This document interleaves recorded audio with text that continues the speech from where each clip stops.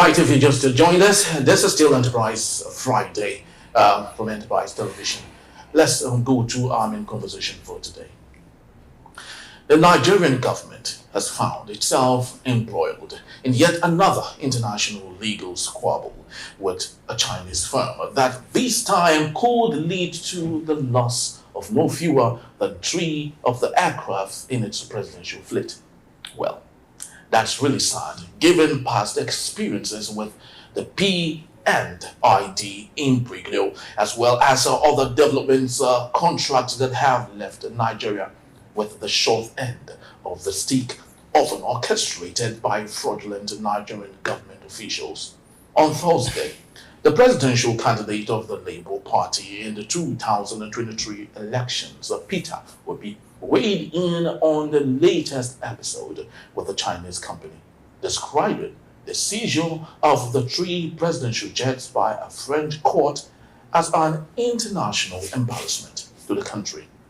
The seizure of 3 jets belonging to the Nigerian government over a dispute involving an arbitration award in favor of Zhongshan Industrial Investment Co. Limited, a Chinese firm, was recently made by a Paris court.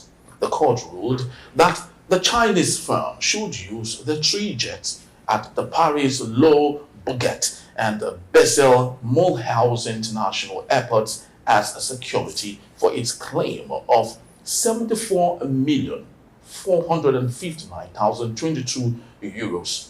But the presidency on Thursday accused the Chinese firm of using unorthodox and subterfuge means to take away Nigeria's offshore assets. Obi, in a statement by Yunusa Tanko, his campaign spokesperson, said, "The seizure of presidential jets has exposed the federal government's disregard for the rule of law and failure of leadership."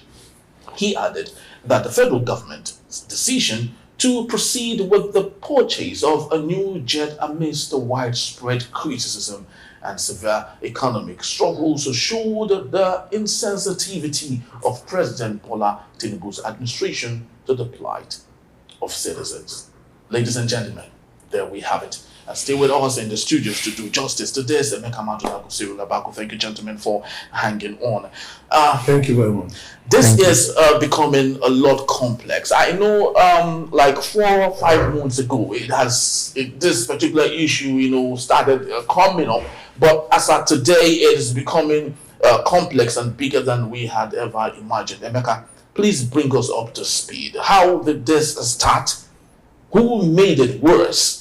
And where do you think this would be headed to? Wow, don't you think you're expecting too much from me? Well, anyway, just quickly, it was a deal, between the Ogun State government at the time, I think under Benga Daniel, Tumba Benga Daniel, and that's 2010. Yes. He became governor in 2003. Okay. And he spent 2 terms. 2003 to 2007, 2007 to 2011. So that was during his time as governor. And of course, in his drive to get foreign investment into the state, he reached out to investors here and there, And somehow this deal got stuck in the way. And it did not come to expected fruition. Like you had the Lekki Free Trade Zone, Unfortunately, it ended up like Tinapa. Okay. We don't even know whether sometime in future somebody will wake up now and try to make heavy weather out of Tinapa. Well, we would have loved to really go back to Tinapa, but that's a story Tinapa for cross yes, but that's a story for another day. Yeah, but you see, the thing to bring, just to cap everything is that our reckless penchant for inking deals, signing just about any deal without giving proper consideration, and as a matter of fact, without passing these things through the National Assembly that should hold a public hearing, hear from different sides before saying, okay, let's go ahead or let's not go ahead. This penchant has brought us into big embarrassment, and we must be very careful. Because some time ago, somebody had pointed out the fact that while we were fighting P and ID, there were other issues pending. That government, I think it was the Buhari administration or Tinubu, I don't remember, that they should immediately go on a diplomatic, move to try to sort out the other issues in court, so that we don't suffer an embarrassment. And don't forget, China provided a lot of funding for Nigeria in terms of power, in terms of rail, some other things. That makes China one of our biggest trading partners. If we now go find ourselves on the collision course with China, it will not bode well for us, because we may think that the West has loans available to just be dishing out to us. But let us ask questions from other countries, from Egypt, from Argentina, from other countries that had found themselves locked in the quagmire of Western loans. It has not ended well. All right, so Emeka said the penchant of putting pen to the paper. I give it to Lagos State. And I would love to ask you, Cyril, is this a question of putting pen to the paper? Or is it a function of not having people who succeed you in tandem to ensure that what was put to a paper in 2004 is abided with in 2014? Oh, well, this matter is very deep and sensitive. I have to be honest with you. When you read between the lines, I saw all the questions Peter B was raising, because the story came from his angle in the manner of speaking. This matter is deep, and you can't have it. Now, you read by an Onoga statement, and I don't understand it. The government that came to cancel the contract, or that came to, so did they do it? Which of the government now? Because it's very important we said who started it, who cancelled it. I'll come to it. The deal was entered under Benga Daniel, if I'm correct. It was cancelled under Amosu. Okay. Because this is 2016. That was Amosu's government, if I remember good. So why did Amosu, why has he not said anything about it? Why is the communication coming from Bayo Onuga? Why is Ogunse not also saying something about it? Okay. So if Amosu cancelled, why did he cancel it? And on what terms? Was it unilateral? Was it just that he woke up one morning and canceled? And when he did the federal government take notice? Minister of Justice, did they take notice that if this matter went to court, these are the likely, because this is the work of government actually. They didn't have to wait until matters came to this point. Some weeks or months ago, we were here on this studio, we were discussing the fact that because of this same problem, that a court had awarded some federal government buildings in Liverpool to this same company. And I don't know whether the government was not aware of when that happened, and whether, because what Mr. Onuga is saying is that government went to meet them and wanted to that Abiodun, governor of Ogun State, and the AGF of the Federation, the Minister of Justice, Latifa Pragmi, where we are all in England, London, also to meet with these guys and discuss. So why are you the one going to meet them if truly? Why did the federal government initiate its own action anywhere besides the arbitration? Because the Funcheng, they took us to a court in England, they took us to a court in Paris, France now. The federal government initiate its own case against them. But my question is, why should Nigeria as in its entirety take the brunt for something that was committed by? Good. I'll come to it. Now, the company was citing an agreement which Ononuga was silent on. He talked of the Nigeria and China bilateral trade treaty, which includes ceding Nigeria's sovereignty. That is another time bomb. The company is riding Funcheng. And when I told you this is a very sensitive matter, when you talk of Funcheng, let's now go to Kama. Company and allied matters. And check. Because a lot of times when companies come to invest in Nigeria, they will take on indigenous directors, won't they? Am I correct? Yeah. So how did this matter snowball into this? All of those are ways and means of checking. How did this snowball into this?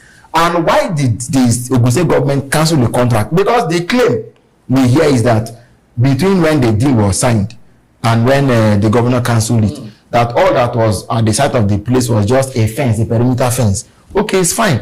Was money given? Was money not given? What was the level of obligation? And there had already been a criminal breach. What the government now do about it? Instead of just going to willfully or abolish a contract. Because in this country, we tend to, there's this penchant for taking the rule of law for granted. Unfortunately, you cannot, Mary, let me ask, that 3 presidential aircraft were even in France for routine maintenance, as Mr. Ononuga said. I was not aware. Were you aware? Well, we have about 11 of them. So did you know that 3 were in France to go for maintenance? Because I'll be alleging that they went to sell them there. These are our country. Well, this is an allegation, though. Well, yeah. It is why haven't my Ononuga addressed it? Why haven't you see you are buying a brand new presidential jet for anything with not what is it brand new? It's not brand new. No, okay, no, well, I mean, in terms it's not brand new. It's not. The Arab Sheikh that couldn't pay back his debt, right? And it was taken over by a bank, and then we are buying. But we are acquiring a new a presidential jet for the president, one new one, and 3 went to be repaired in France. So what is the mathematics? Is it so? Why didn't you repair? You don't understand what I'm saying. The presidential jet that were seized by the court were in France for repairs, according to what Mr. Ononuga said. The maintenance, why didn't you maintain? Why if you can maintain, why are you going to buy a new one for $100 million, $150 million? How did the airplanes get? How did the aircraft get to France? But let's not forget, in a couple of months back, they started with a seizure of a property in Manchester also. And Liverpool, yes. Okay, that the Chinese had said, they were going to take over. Yes. So wasn't that enough? Why should they have, gone to? Sorry, I thought I already referred to that. When that, and we discussed it in this studio. We did. Yes, we did. Yes, we did. I'm asking, when that happened, what did government do? What was their response to that? No, their response was to fight Peter Obi. But Peter Obi is their nemesis. Instead of them to face issues, instead of them to admit their gross ineptitude, their gross incompetence, is to always fight Peter Obi. Because of the low level of incompetence, gross incompetence in Nigerian government. That is why you see low-level officials. They don't speak to issues. What they do is, they now turn it. But we'll say then, maybe that they will turn it to a tribal issue. Because that's the abject level of their intelligence. Because I actually wanted to ask you this. If it were the other way around, let's say it was a state like Abia or Akwa Ibom or Cross River that was immersed in this whole issue, how do you think the current government would have gone about it? I don't know. Because, of course, the morning shows today, if they are messing around with that of Ogun State, you can imagine any other state. You will even ask the question about the loan Nasir El-Rufai wanted to take as governor of Kaduna, which was shot down by Senator Shehu Sani and Hunkuyi, Senator Hunkuyi, another senator. But El-Rufai worked against their re-election. Obasani, the current governor, got into power. And he and his fellow senators, they helped the law to go through. Now, Obasani thinks we have short memories. And so, his government is trying to prosecute El-Rufai. And that loan is part of the issues for which it is fighting El-Rufai. You see, we may be blessed with natural resources, blessed with a large population. But insofar as we don't have the right fit of, intellectuals, the right fit of competent fellows in government, Nigeria will continue to go around in circles. That's why you see poverty, avoidable poverty, mass poverty everywhere. We're the poverty capital of the world. Because we just look at when Buhari cancelled the metro line, just out of personal bitterness. A lot of these things don't come out of maybe that some people sat down and why did Amosun cancel it? For what? Bitterness. For what? Pettiness. That is it. Politicians get into office as if it is their personal estate. And then they go on to try to destroy what their predecessors put on ground. Now, in as much as... And then at the end of the day, Nigeria suffers. Pettiness, bitterness, unnecessary hatred. As if it's your personal estate. Will you run your own company like that? Would you say that because... Oh. Now, yes. If you observe that the Economist Intelligence Unit is a major think tank in the US, I want to believe. Last year or 2 years ago, when the election favor was very high in the country, it looked as if P2B was yeah. But that unit came out and said Tinubu was going to win the presidency. Exactly. They were either the first or only people that even said Tinubu would win, and he won. That same Economist Intelligence Unit, when this deal was signed in Ogun State, that time, they said it was going. They called it that was going to be one of the biggest economic whatever in the world, Henry, in the world. Now you've seen it. If Amosu came in and saw that for more than 10 years or almost close to 10 years since the deal was signed, then nothing had happened. Question will be: did Ogun State government vote money for this project? Exactly. And where did it go? You didn't do that. So don't you think he was acting on the interest of the people? No. Knowing that nothing was on ground and maybe possibly lots of commitments have. So now let's even go into this matter more deeply. It's called statecraft. As governor, if you want to, you cancel a contractual obligation and you didn't get advice from the Minister of Justice in your state. And international, and you didn't get counterpart advice from the Federal Minister of Justice. You just carried it one morning and say you've cancelled the deal. The people used to cancel it, who prepared the document? How did you get? Is it gazetted? How did you? When you mean cancel, how did you communicate it? So you mean he has no right to cancel, even if it is found to eat into the purpose of the government? So if that were to be the case, right? He has to follow law. You can't just cancel like that, oh. You cannot. You know, so for example, you want to employ somebody, and the person comes and says, "You're poaching me, right? You were going to pay me some amount of money, and if you will terminate the contract, you will pay me 10 years salary in advance as I'm leaving."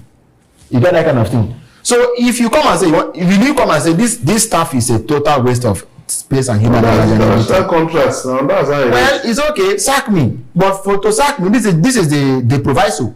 If you sack me without proviso, what do you think the person should do? The person, will go to court.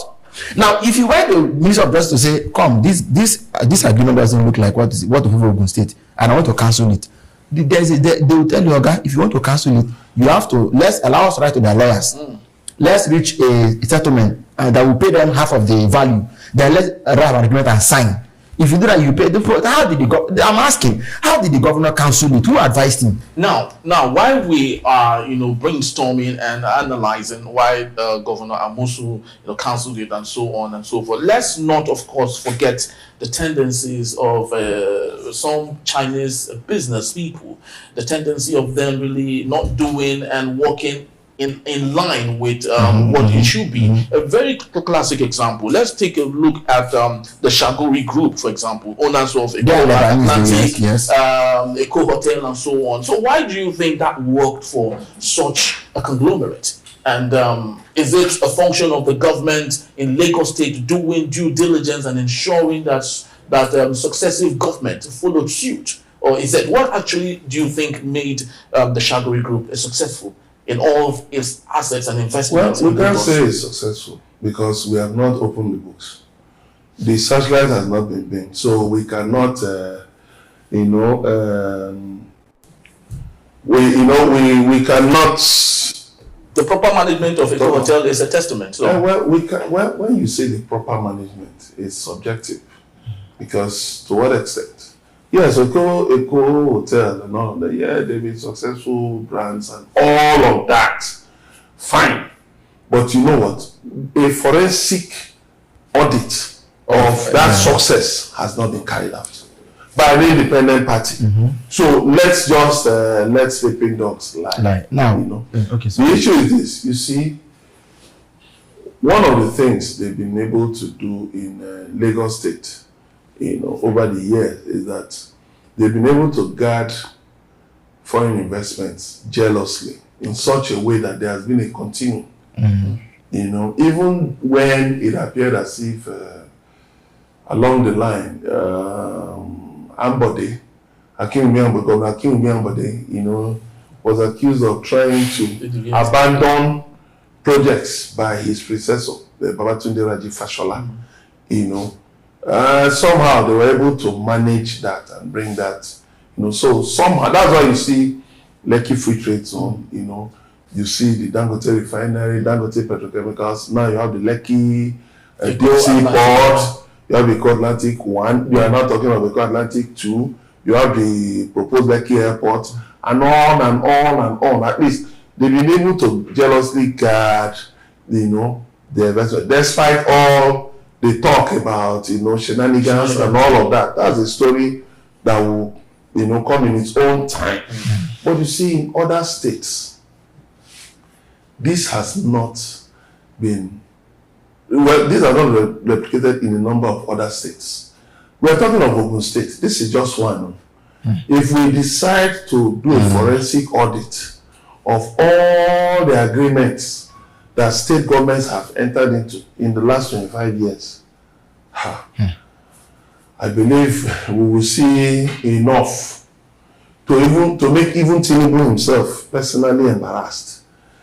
I think my advice to Governor Dapo Abiodun is that he should rein in his, you know, spokesmen and, you know, those rabble-rousers around him trying to make heavy weather. You didn't initiate this project. You didn't cancel it.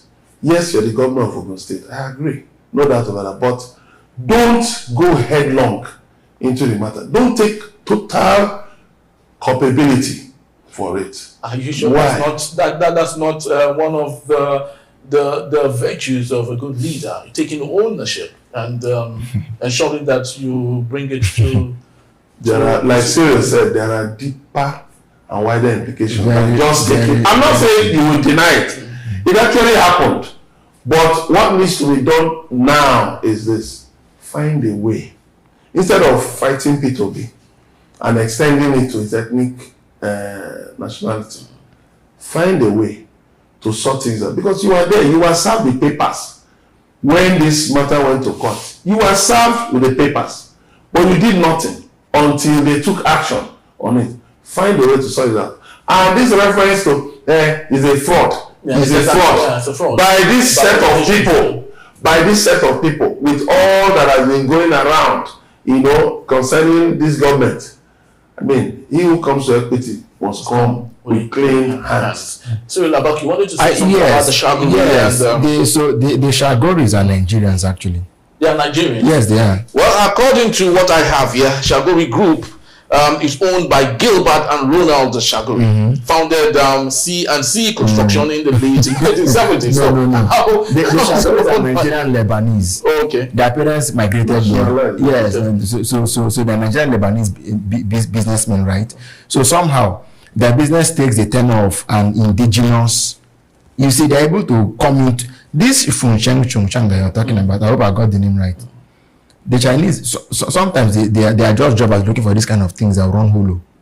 Then they make money out of it. That's what they do. Okay, without truly. Yes. And you know, they see having was the game. Without necessarily having the We did not have a skin in the game. when Southern African countries, they see some assets. They from African in countries. Zambia, they even went and now took over the police force. In Zambia, the Chinese people they're not looking for people. Is it come on? There's no free lunch anywhere. Come on. So this whole thing you see. We are now, they've given us what to keep us busy. Nigeria may go ahead and pay this money. Yeah. The money will go to the places it has been destined to go to, and heads will not rule. So tell me, if this sort of thing can happen, we are sufficiently embarrassed internationally, we pay the debt, recover our, what's it called, our aircraft, and then the Fujian company didn't do anything, right? And then why can't anybody wake up and say, let's get some Chinese people to come and invest in our state, reach an agreement. After some years, the agreement is cancelled. They go to court. And no heads will roll. We are talking of fraud. Anonymous wrote. As if the fraud is only coming from abroad. No Nigerians were involved in it. It's not possible. It's not possible. It is the Nigerian the fact that that Anonymous was quiet on a number of salient issues. The company is now said that they are ready to discuss with Nigeria. That's the latest thing they said. You know why? Because they are coming from a point of enormous advantage. Yes. Enormous advantage. They know what they are doing. But like I said, this is the case of the hand of Esau and the voice of Jacob. I don't know what I have to say. Well, just like he did say, this is a developing story, another developing story, and we would get to see where this would lead us to. But of course, right here on the Enterprise Television, we promise to, bring it up to you as it unfolds. I'd love to say thank you to Emeka Madunaku for being part of our show. Thank you as always for also being part of our show. Particularly, we'd love to say thank you to you. Yes, you made the picture complete. We'd love to say thank you. Please do well to visit our website at enterprisetvnews.com and also like, comment, and follow us on all our social media platforms at Enterprise TV7. I am Henry Igwebike. Thank you for watching. On behalf of the entire team, we'd love to say thank you. Bye-bye.